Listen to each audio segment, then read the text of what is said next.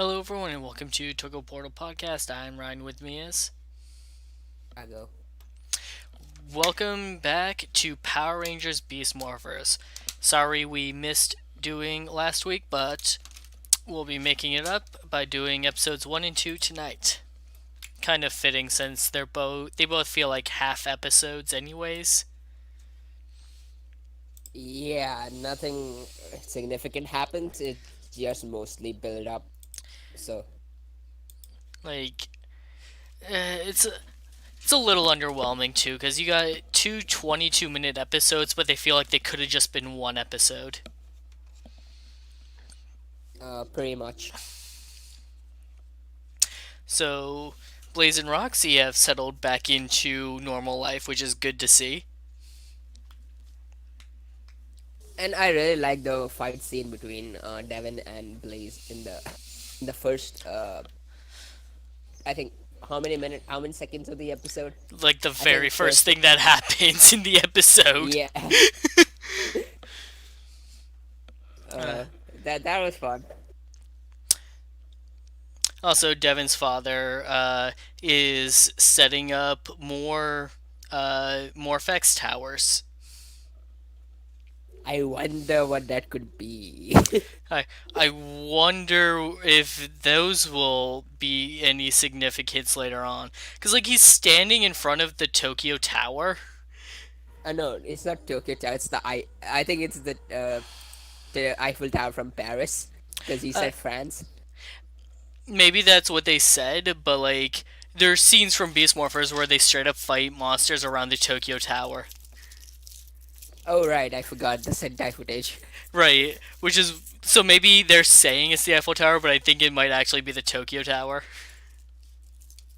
No, that is the Eiffel Tower because I recognize that picture and then I know that was green screened behind the actor. Well, obviously. Huh. Oh, hey, Roxy isn't a Power Ranger, which means there's no rule against her dating Ravi. Yeah, that is good for them. I just wish we got more than 2 seconds devoted to that. Yeah, yeah, that's true. I wanted a few minutes at least. Devin and Blaze got a fight scene. They didn't even Blaze. Sorry, Roxy and Ravi didn't get even 30 seconds. And, oh, hey, Ben and Betty are here. Make them do something silly. Okay, how was that? To be honest, I think this was handled better than like the what again better than most Ben and Betty stuff because this was actually not slapstick or not incompetence but a rather failure on the part of the machine or something because they are actually doing quote unquote training. I mean, yeah, but I don't know, it kind of felt more to me like the writer just didn't know what to do with them. Yeah, you mean for the entirety of season one, like how they didn't know what to do with them every episode? Makes No, but sense. like worse than that. Oh yeah. Oh Like, okay. Yeah, like, okay, actually. so like it felt like they were just thrown right into this episode to like make an appearance and make a gag, and that was the best they could come up with. It's like, yeah, sure, That sucks. Ben and Betty are inconsequential to the series, yes. So if they're gonna be comic relief, it's got to be good comic relief.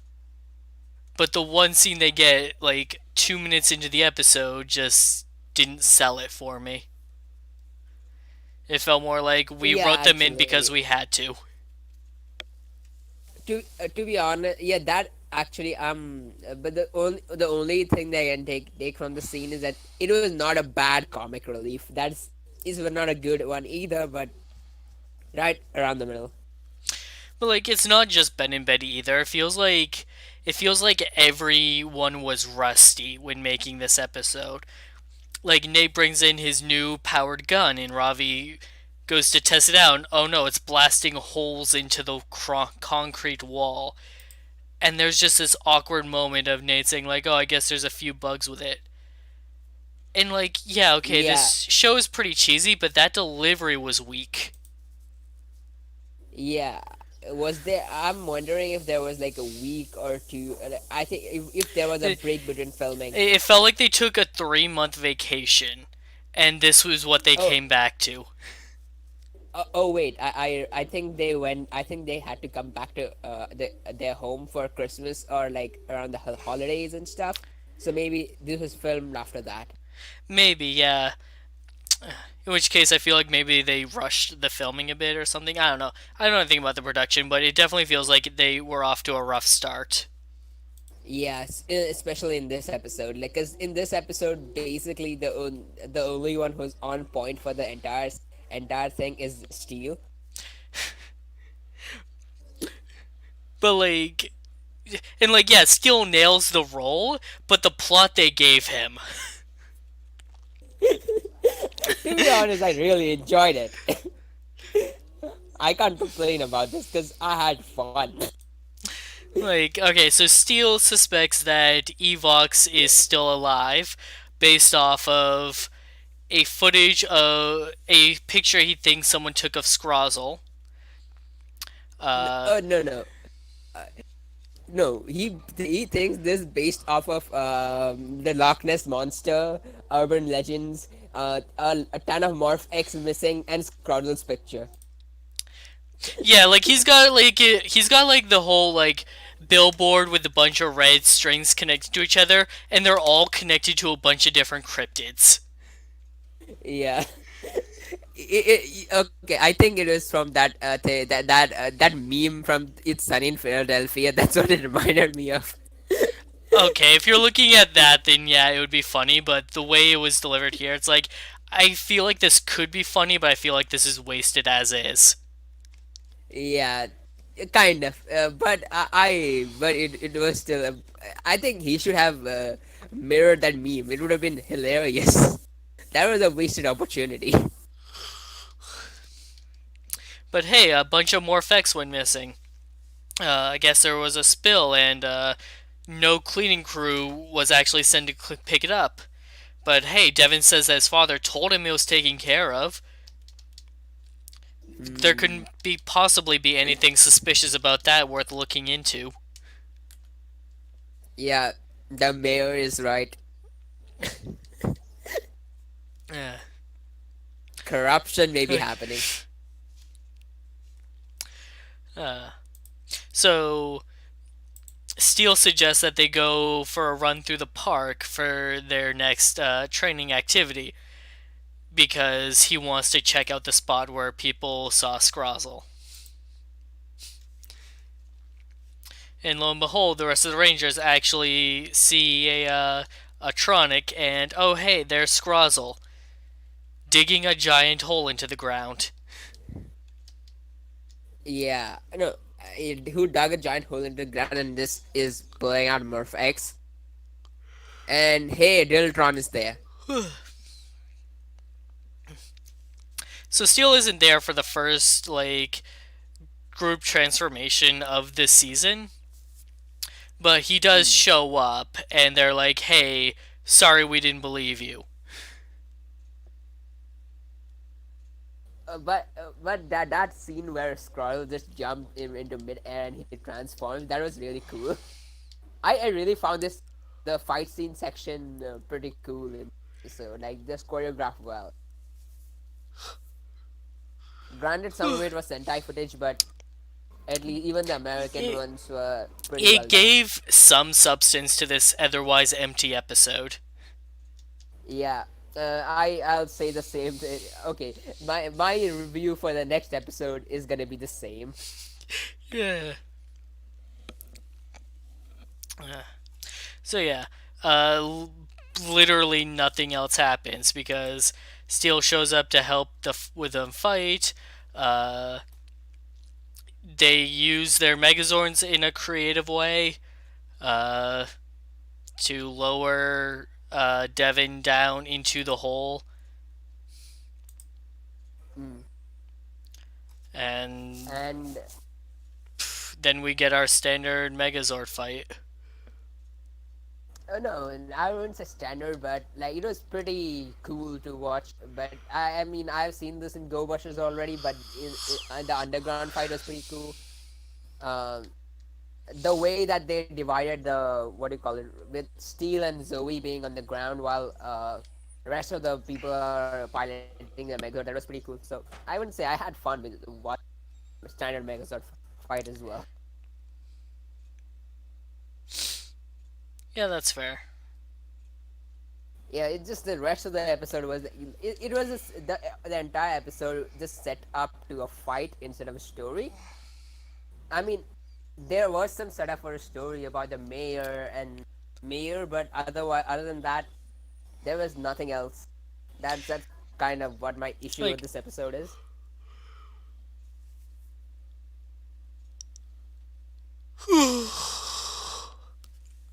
like the whole setup was for like the reveal, like, oh no, Scrozzle's still around. That reveal Yeah. happens less than halfway into the episode. After the Rangers go, no, Scrozzle's not back. And Mm. then the rest of the episode is just a big fight, which, again, it was well choreographed and such, but it felt like it didn't really have any weight to it. I expect more from a season premiere. It felt more like filler episode, episode 23, when like after episode in the middle of the season where there's a bit of filler before they get up to high gear in the regular tokusatsu. That's what this felt like in Sentai and around the mid 20s, there's always filler. That's kind of what it feels like. So it's less episode, less season premiere. It felt more like episode 23. Yeah, it is unfortunate. Yeah. And, equally unfortunate is that episode 2 doesn't really pick up the slack. Yeah, it again, it feels like episode 24. That I think the show is gonna pick. I don't know. I have an inclining a suspicion that the show is gonna only start picking up after the hiatus, or maybe like around episode 5 I for hope some so. reason. Because that's kind of what I feel. Because I don't think that the first few episodes are gonna be any substance.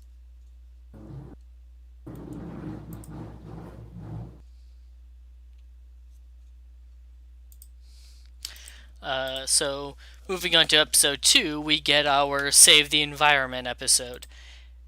Is this like a thing that they do like every year? No and yes. Because, like, we got one season 1 with the forest, and that was a Yeah, better no. episode than this one. Yeah, that's what I was saying. That episode actually like showed off what the character Zoe was about, and it was well set up. Some part was stupid in that episode, like taking all the animals and running away from and moving them somewhere else. But other than that, like it Like, really did feel yeah. it really was a better episode. We didn't need this. It's like, okay, so there was a trash spill at a on open water on a ship, right? And all the trash is Yeah. washed up onto a beach. And so now a bunch of people are going. Some people are getting paid for it, but a bunch of people are going to pick it up. And the Rangers, of course, go to help, Roxy and Blaze included.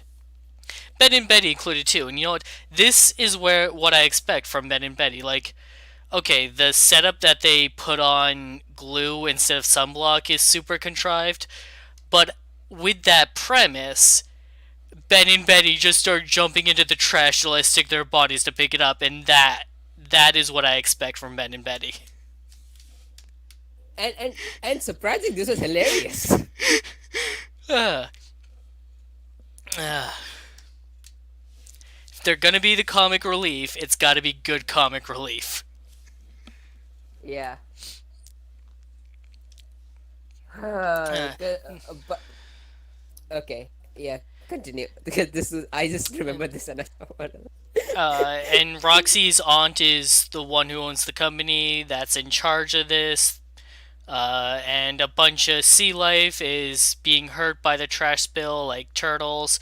And Roxy and Zoe want to bring all the animals to an aquarium to be taken care of, but Roxy's aunt doesn't want her company to pay for it. And okay, did you notice that Roxy's aunt was played by the person who played Elsa in Dino Thunder? What? Yeah, I didn't catch that. yeah. I just realized that because basically, just wait a second. Okay.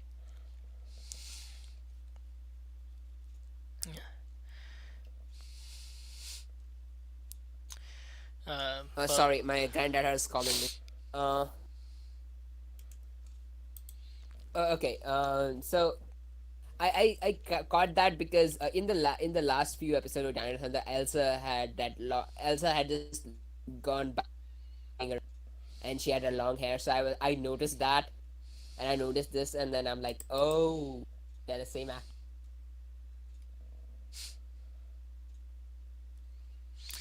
well, that's cool. Uh, Yeah, and also something strange. I don't know whether this is a coincidence, but the people who were making the show are aware of the continuity. The company is called Collins Industries. yes. Was Collins a company? Yeah, Collins Company. Yeah. So that kind of was like, okay. So I'm like, whether or not to make this connection to Time Force I'm a bit I don't know, but that was a nice, what do you call it, callback, I guess. Yeah, okay. I don't remember that far back, but neat little continuity if that's intended. Mm. The one good thing, okay, the one thing that I really liked in this over here, when Roxy was when the aunt left and she said that she was not gonna pay for the company, and then she said the turtles might already be sick. That was kind of realistic, like how the rich people act when it's Oh yeah, to avoid personal that was totally responsibility. like a snobby, like it's not my problem, rich person kind of line. But at the Yeah. same time, like Zoe makes a comment of she thinks that it's not her responsibility, and I kind of disagree. Like it's not exactly her responsibility to pay for these animals' health care. uh yeah, but yeah, that is okay. So like okay, Here's how I so think. go on. No, the thing is, it is her company was responsible for the trash bill. So that is Yes. the reason why they are asking. But one thing that it is technically not her responsibility to pay in actual sense, but in the moral sense, that is what you should do. But one thing that I really did like is that Roxy is still really devious even in her without her avatar. Like she basically used her name to basically, what do you call it? Use the company to pay for it without her aunt's knowledge. That was pretty funny. And surprisingly, the episode doesn't say that she's wrong for doing You know, it, Roxy gets no repercussions for doing that. which I really like. But like I get that like all right, it's the aunt's company who is responsible for the trash spill. And she is doing what she can to clean up the trash. And it would be a nice and wholehearted gesture for her to, you know, do something to help take care of the animals that were affected by it. But no, she is not responsibly obligated to do that. It would be a good show of morality, yes. But the way. Like, I get that this is in Zoe's character, but I was just kind of off put by Zoe, the way Zoe just expects everyone to take care of everything. Uh, yeah, but that is kind of her character, so I that's the and I reason get why that. It's just a like Zoe, no, please. the mayor was a good You're person. you're There is you okay. What I'm already gonna do is put like a dozen contractors. You already took away a out of commission from job. like a dozen contractors over a rainforest, and now you want to put an entire company into financial instability as they try to scrounge up the money to pay for these animals' health care. I don't think that. I don't think they are gonna go financially unstable because again, if the company is big, then the paying for animals is like pretty pennies. If it's smaller, then that's gonna be a problem.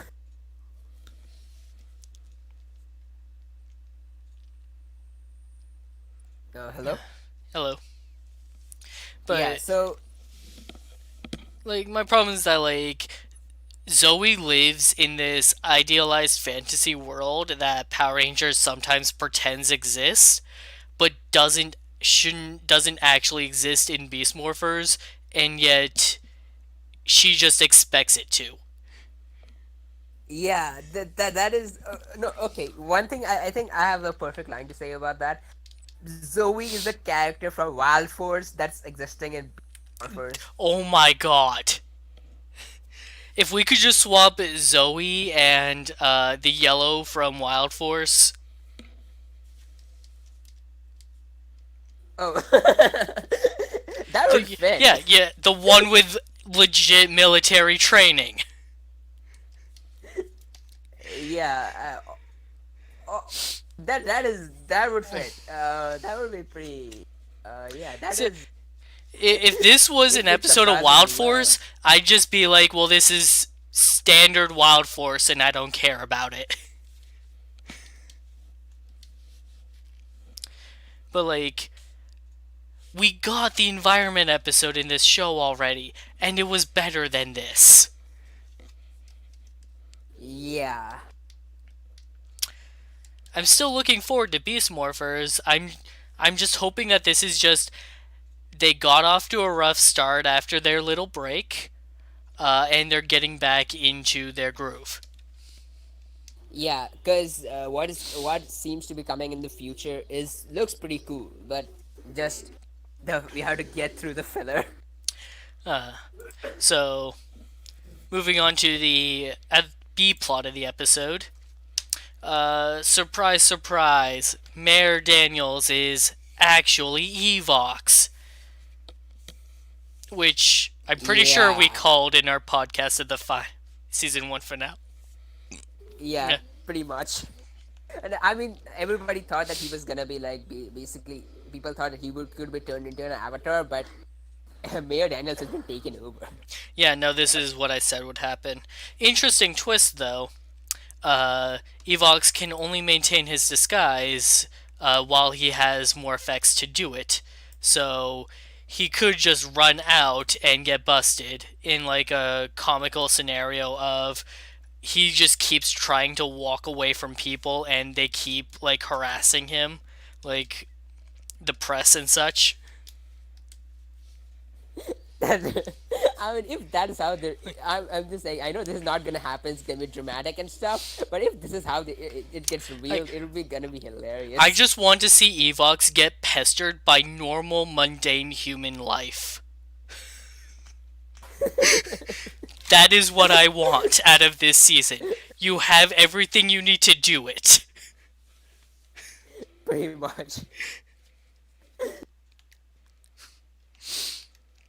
Or like he keeps trying to get into Grid Battle Force to like check out their new secret technology and everyone keeps sidetracking him.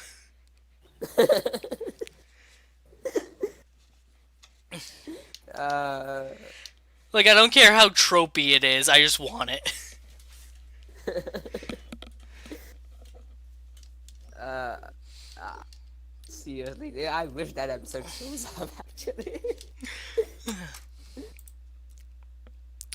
So the monster of the week can make cages and traps Blaze and Roxy.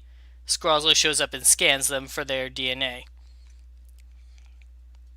Uh, And memory.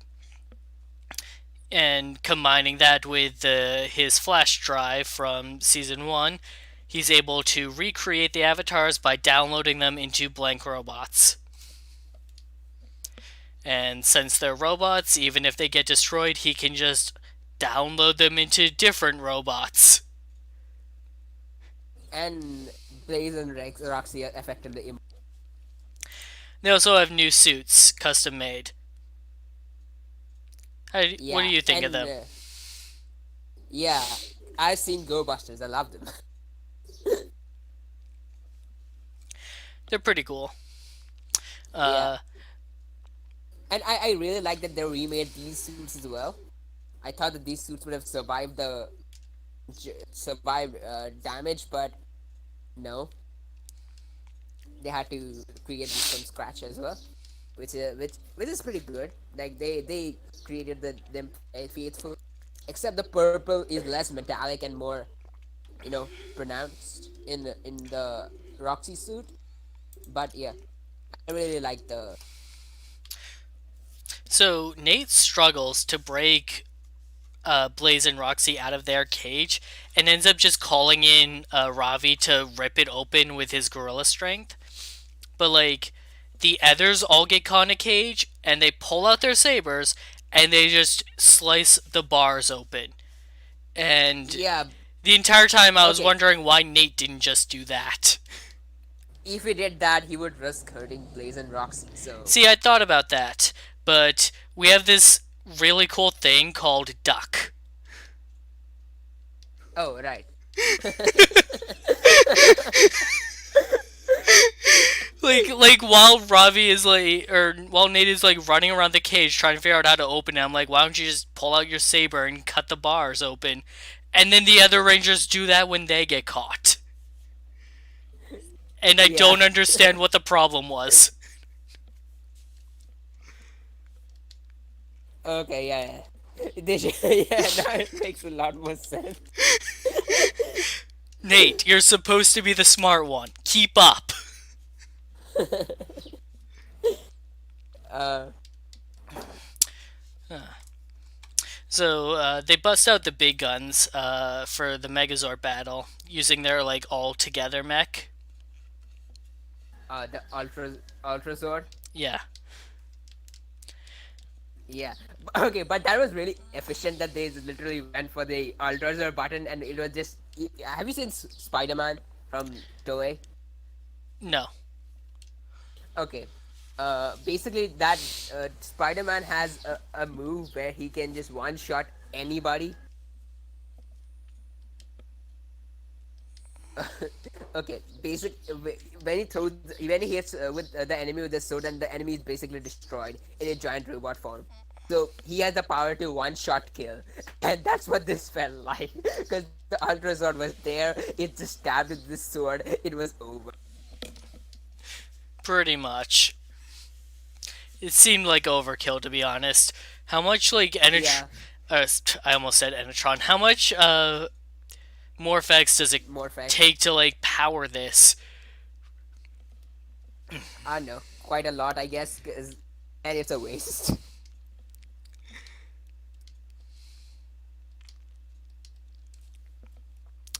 So, uh, Roxy's aunt is mad that someone promised she would pay for the animals without her permission.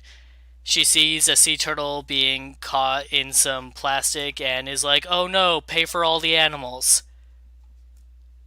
That was a change. Like, okay, I like this character up until this point, because this was so abrupt. I guess Like, like you see the animal up close, a change of heart might happen, but right. like you'd be more willing to pay for the you'd be more willing to donate for something you have seen for yourself. But again, this was a bit too abrupt.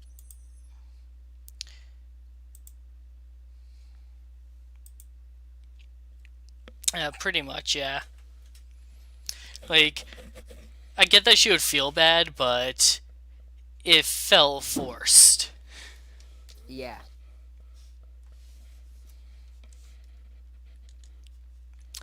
And, that's pretty much everything that was in the episode. The Rangers go to fight Blaze and Roxy.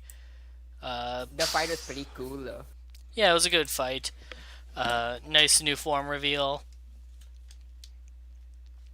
And then And and then we cut back to the beach where Ben and Betty are finishing up all the cleanup. Uh, they still got some glue on them though. Uh, like it's this is a nitpick and I don't actually care. But like they pick up the last bags of trash, toss them into the trailer, and then high five, and their hands get stuck together for a moment.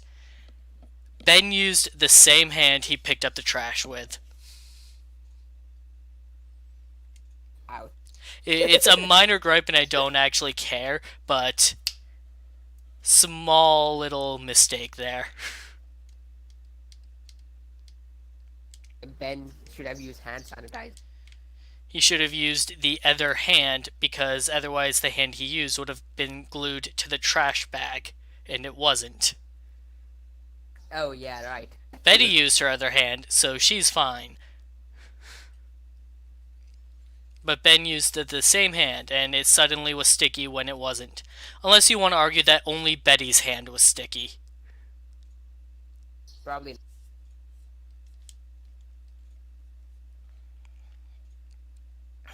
Hmm.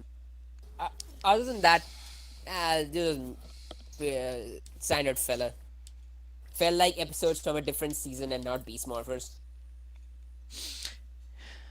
Yeah, but hey, hopefully it's just them uh, getting the steam going and that it'll pick up after this. Yeah, cause, there's still what do you call it? Cause I'm really excited for the Dino crossover. And it was such a Uh, waste that they hired this you actress in the new from Dino intro, Thunder. they got a shot of Ravi kicking one of the grunts from Dino Charge in the face. Yeah,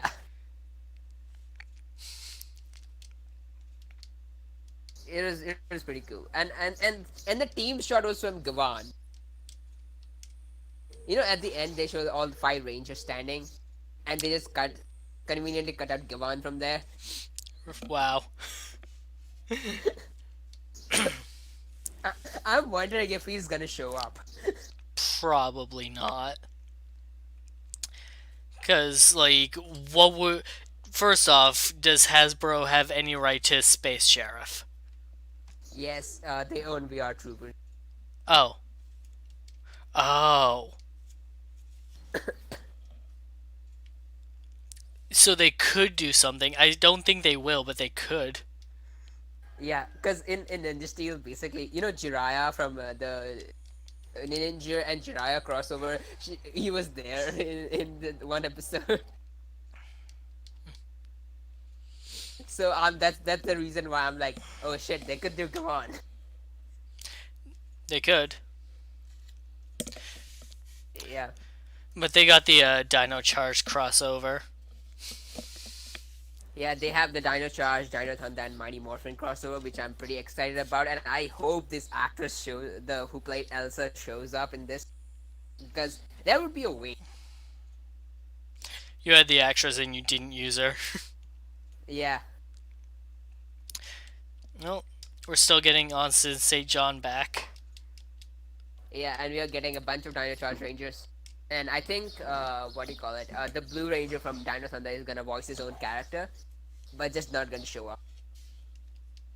That's unfortunate, but understandable. Yeah, yeah, because he was in Canada and he was busy with some.